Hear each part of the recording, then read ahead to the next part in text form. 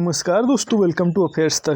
भारत द्वारा विकसित की गई ब्रह्मोस मिसाइल को अब दूसरे देश भी खरीदने की इच्छा जताने लगे हैं। फिलीपींस के बाद अब इंडोनेशिया ने भी इस मिसाइल को खरीदने की पेशकश की है। एक मीडिया रिपोर्ट की माने तो इस सिलसिले में बातचीत भी शुरू हो गई है। ब्रह्मोस सुपरसोनिक क्रूज मिसाइल एक 60 रेंज वाली रैमजेट सुपरसोनिक क्रूज मिसाइल है। इसे एयरक्राफ्ट, जहाज और जमीन के साथ साथ पनडुब्बी से भी लॉन्च किया जा सकता है।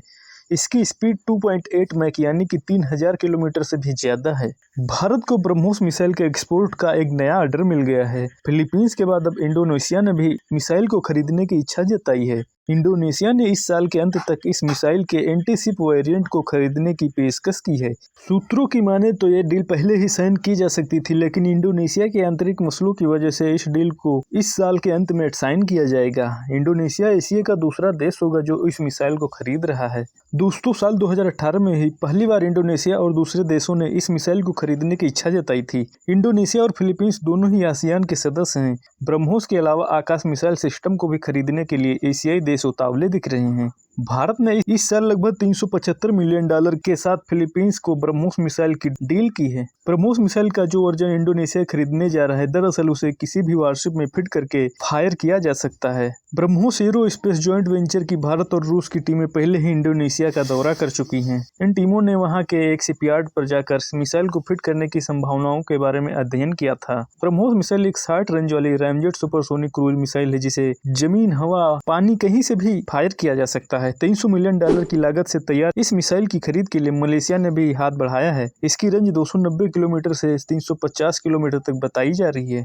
इसके डील के पीछे भारत का एक बहुत बड़ा मकसद छिपा हुआ है। दरअसल भारत और इंडोनेशिया के बीच पिछले कुछ वर्षों में संबंध और गहरे हुए हैं। एक्ट ईस्ट पॉलिसी के तहत इंडोनेशिया भारत का अहम साझेदार रहा है। प्रधानमंत्री नरेंद्र मोदी ने जब इस देश का दौरा किया था तो ये रिश्ते और मजबूत हो गए थे। दोनों देशों के रिश्ते समुद्रों की रक्षा और आपसी सहयोग पर निर्भर हैं। साल 2018 में पहली बार इंडोनेशिया की नौसेना ने भारत के साथ समुद्र शक्ति द्विपक्षीय अभ्यास किया था। इसके अलावा ये दोनों देश हिंद महासागर का अहम अंग हैं। चीन लगातार इस हिस्से पर अपनी मौजूदगी को मजबूत करता आ रहा है। इस क्षेत्र की नटूना द्वीप के करीब चीन की गतिविधियों में तेजी आई है। भारत और इंडोनेशिया दोनों ही इस वजह से आपसी रक्षा सहयोग को सुनिश्चित करने में लगे हुए हैं। इंडोनेशिया को भी चीन से अपनी जमीन की रक्षा करनी है। ब्रह्मोस मिसाइल की डील उसके लिए फायदेमंद साबित होने वाली है। भारत पूर्वी एशिया के देशों के बीच अपनी मौजूदगी और ताकतवर बना रहा है। भारत ने पिछले कुछ सालों में लुक ईस्ट के बाद एक्ट ईस्ट की जो पॉलिसी बनाई है उस पर वह खरा उतरता दिख रहा है। दरअसल भारत के हथियारों की पूर्वी एशियाई देशों में काफी मांग है, खासतौर पर दक्षिण चीन सागर में चीन से परेशान देशों में। इसी बीच भारत की ब्रह्मोस मिसाइल खरीदने के लिए इंडोनेशिया ने भी इंटरेस्ट दिखाया है। भारत इंडोनेशिया को एंटी-शिप वेरिएंट ब्रह्मोस मिसाइल बेचने जा रहा है। दोनों देशों के बीच इस साल के आखिरी तक यह सौदा हो सकता है। ब्रह्मोस सुपरसोनिक मिसाइल के बेचने की प्रक्रिया अंतिम चरण में है। इस मिसाइल को भारत और रूस ने मिलकर बनाया है। इंडोनेशिया और भारत के बीच ब्रह्मोस मिसाइल को लेकर एग्रीमेंट पर पहले ही साइन हो सकते थे, लेकिन इंडोनेशिया की आंतरिक हालातों की वजह से इस साल या अगले साल की शुरुआत पर इस पर साइन होने की संभावना है। ब्रह्मोस बेहद ही असरदार सुपरसोनिक क्रूज मिसाइल है। इसकी मारक क्षमता से प्रभावित होकर इंडोनेशिया ने साल 2018 में ही